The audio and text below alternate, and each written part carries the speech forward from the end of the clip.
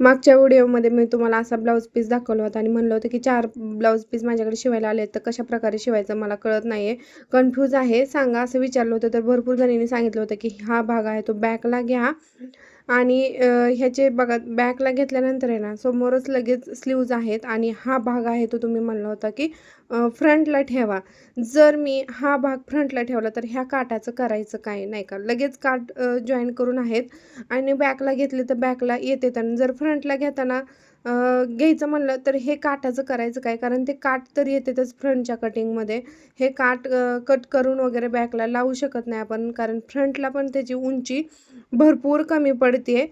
आणि बॅकला घेतलं तर ना, तो डिझायनर भाग फ्रंटला आल्यानंतर पण छान वाटते.